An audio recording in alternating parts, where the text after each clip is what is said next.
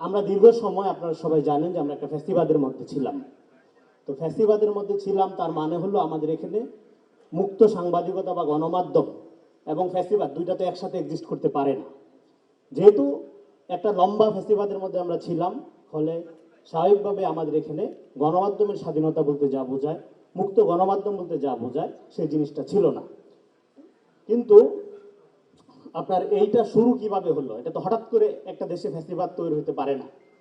এটা শুরুটা অন্তত শেখ হাসিনার পর্বের শুরুটা হয়েছিল আপনার সেই কুখ্যাত 111-এর মধ্য দিয়ে।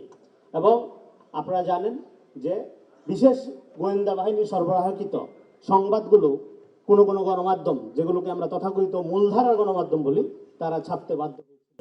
এর মধ্যে বিরল ব্যতিক্রম বাদে, এখানে আমি কবির ভাইকে, নুরুল কবিরকে দেখতে পাচ্ছি, নিউজ সম্পাদক। তো বিরল ব্যতিক্রম বাদে এই ধারার বাইরে থাকা যায়নি। সেই যে শুরু হলো ইসপের গল্প ছাপা, চরিত্র হননের কাহিনী ছাপা, সেইটা এখনো অন্যান্য ফর্মে বা নানা ফর্মে এখনো সেই ধারাবাহিকতা কিন্তু চলছে। তো ফলে আমরা যখন মিডিয়া কথাটা বলি, মিডিয়া কথাটার একটা অনুবাদ করা হয় গণমাধ্যম। এটা মনে হয় গণমাধ্যম না করে প্রচার যন্ত্র, এটা ভালোভাবে প্রচলন করা ভালো।